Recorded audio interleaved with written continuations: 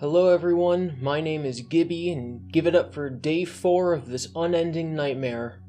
This video is actually going to be scripted unlike the last couple, so instead of looking into the camera, I'm actually going to be looking a little bit below it at my script, so I won't be staring into your souls. I know that a couple people in the comments said that it made them feel uncomfortable, and I agree, I don't like looking at my face either. So this is going to be about updating you on what happened with Chris today, but actually most of the video is going to be discussing how this came to be, what actually was the story behind the phone call. I've had multiple sources, more than can fit on one hand, for this endeavor, and some of their information was conflicting, some of it came together in a very puzzle-like manner. So like always, take this all with a grain of salt. I am fairly confident with my conclusion, but I'm also very worried about spreading misinformation about innocent people. This should go without saying. Do not contact these people. Do not try to find out more about their personal lives. Do not dogpile their online presences. You shouldn't do that for Chris Chan either. We really shouldn't do that for anyone, but especially people who we don't know everything about. If you might have the wrong person, you don't do it. And you might have the wrong person in every scenario. So during the recording of my last video, it came out that Chris was officially charged with incest.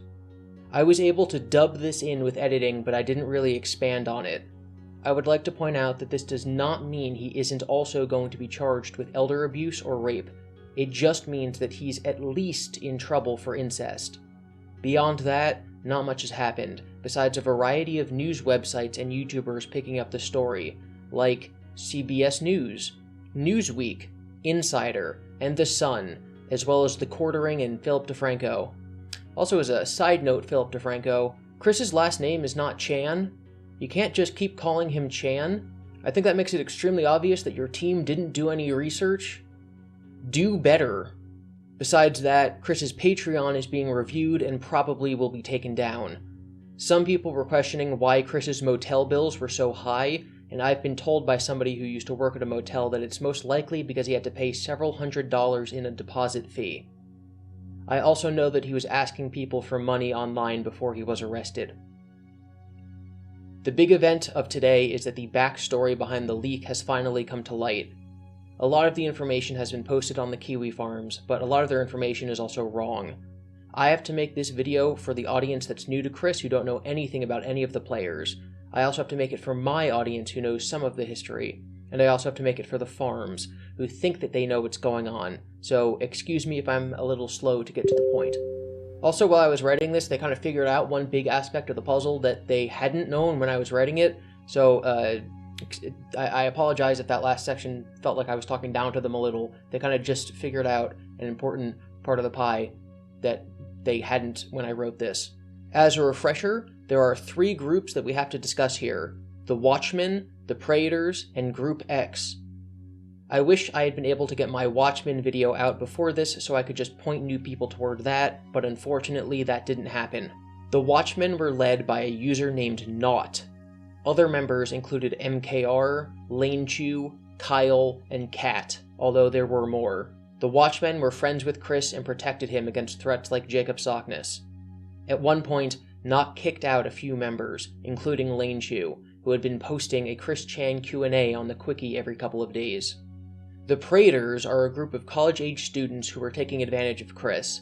They were selling officially licensed Sonichu merchandise on their Etsy store and keeping the profit for themselves.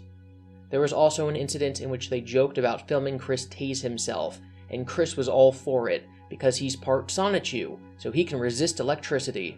The Watchmen attempted to protect Chris from the Praetors, but they failed. The Praetors were a group of friends that Chris could actually interact with in person, and they gave him presents, and one of the girls flirted with him. It was an opportunity that he couldn't pass up. One of the Watchmen, Kat, was doxxed in June by a sock puppet account, and he traced its owner back to who he believed was Naught. Noel, the operator of the Kiwi farms, wasn't really a fan of Naught, and this led to the Watchmen's schism. Kat overthrew Naught. He got him banned from the farms, and leaked to Chris a Discord call of Naught and MKR making Nazi jokes. Chris did not like these offensive jokes, and so he broke off all contact with them, and Kat became the new leader of the Watchmen.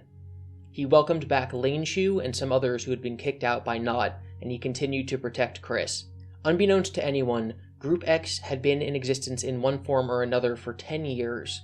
It was never really one group. It wasn't friends or trolls like the Watchmen or Praetors. It was just a group of people who talked to Chris, who also all hung out with each other in the same Discord.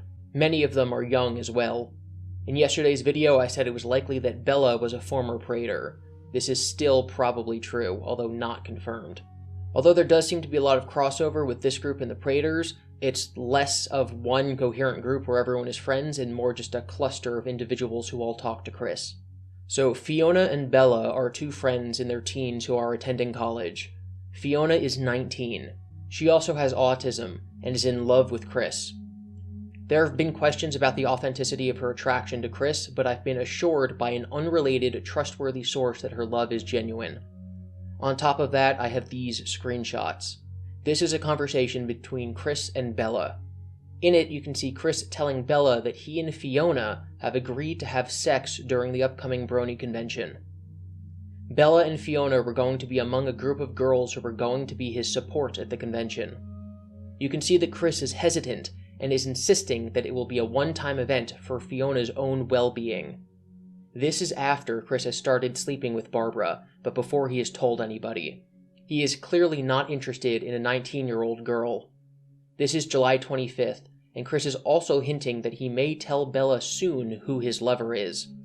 He tells her that his lover is 70, which is more detail than he's given to Noel. He also says that, should Jacob Sockness approach him at the convention, he would tell Jacob the truth in order to scare him away. He also believes that him not being sexually frustrated will make Jacob not want him for magical ritual purposes. Yeah, there's this whole thing where Jacob wants to have sex with Chris, but neither of them can climax, and this will somehow bring upon this god that Jacob believes in to come to Earth, and Jacob is also his son. Jacob's a weird guy. These are messages between Fiona and Chris. Fiona says, "What would you do if I met you and gave you a kiss? How would you react if I did hug you?" And Chris says, "I'd appreciate and like that. Do you take hugs in return?" And Fiona says, "Yes." On Tuesday the 27th, Chris and Bella entered into a phone call. This is the infamous call where Chris admitted that he was sleeping with Barbara. Bella recorded much of it, although her equipment was faulty. She acted supportive of Chris to try to get him to dig himself further into a confession. After the call was over, she sent it to members of Group X. At 11:41 p.m., Bella told Fiona what they had been suspecting for 3 days. Chris was sleeping with Barb. It's clear from this screenshot that some of Bella's messages have been deleted, but it's easy to assume that she was still messaging Chris, who was updating her with new information, such as him using a dildo when he has sex. Fiona also asks for the audio recording. Not only is it being discussed around the internet that Fiona may not actually want to date Chris, but it's also being discussed whether or not Group X persuaded Chris to have sex with Barb. I think this screenshot speaks for itself.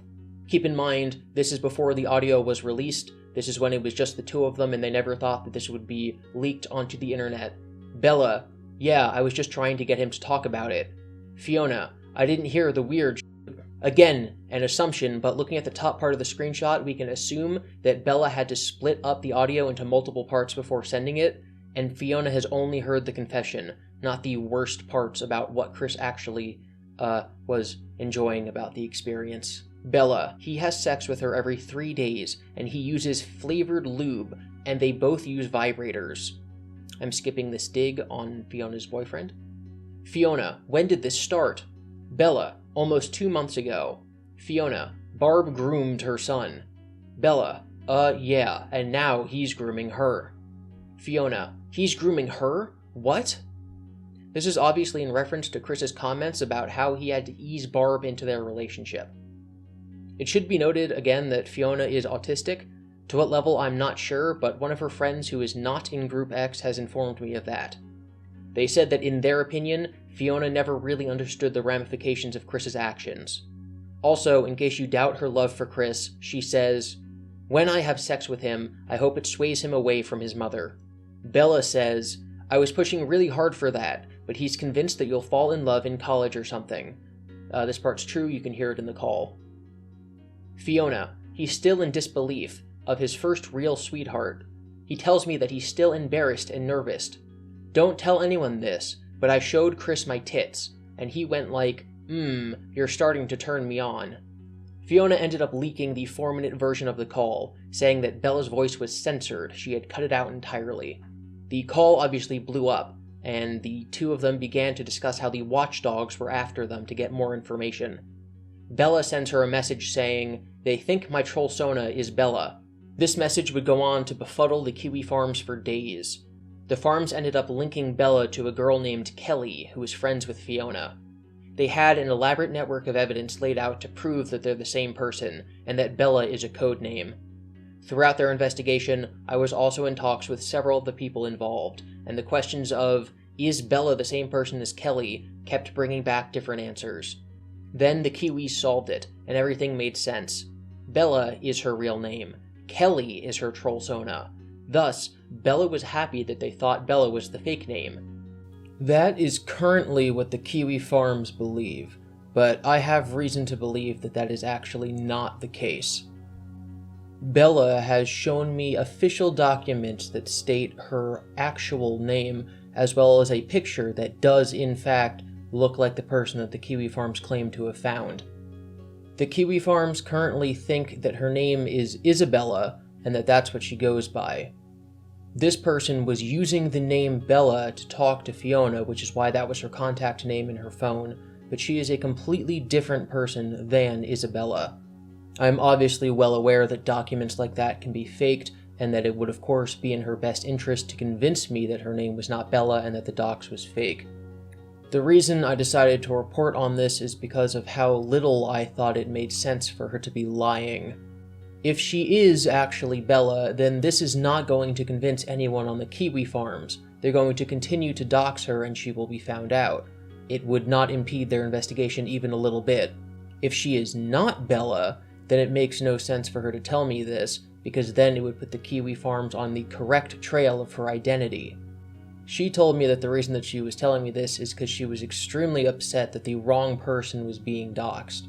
I thought that that was a reasonable enough answer to include in this video, even if I'm going to tell you to take it with an even bigger grain of salt than the rest of the video. I also do intend to amend anything that's in this video that I get wrong in future updates. Nothing I'm saying here should be considered set in stone. Fiona was seemingly upset at the thought of people turning on Chris. Bella insists that she's not a troll and neither are the Watchmen. Fiona says, "With the way it was worded, you seem to have reveled in the victory rather than caring about Chris." And Bella said, "They," meaning the Watchmen, "hope he never gets out, but they've been supporting him genuinely for years." I don't care about him. I used to, but after what he told me, he raped his mom, dude. She's severely hurt in the hospital. That's new information if it's not hyperbole. I was great friends with him and cared about him until I heard of this. There was speculation early on that the people behind the phone call might get in trouble for egging Chris on. I hope it's clear now that that was never the case. This is more background behind that part of the conversation. It's Bella on the left celebrating that they broke the internet. Fiona on the right is upset because she still wanted to meet Chris.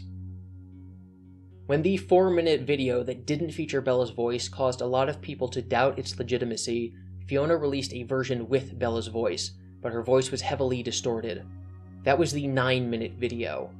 Since then, there has also been a 14-minute video floating around. I have now obtained a 20-minute version that I will link below. It has some more random details scattered throughout. It's not like it has 6 extra minutes tacked on to the end. From what I can tell, Fiona had the original call edited down for reasons that no one knows. So to put it very simply, Bella was on the call, she gave the audio to Fiona, Fiona edited it and released it without Bella's approval. This ended up blowing up the internet. People doubted its legitimacy, so Fiona released more of the call to make it seem more legit. And then the events that have happened, and Chris is now in jail. Thankfully, with my 20-minute version, Bella's audio is crisp, it has not been tampered with. So I invite you now to watch that video. Thank you for coming along with me on this explanation. For now, we are just waiting for the justice system to do its thing. Thank you to everyone who's been giving me well wishes. I assure you that I'm getting enough rest and that I feel okay. Until next time, bye.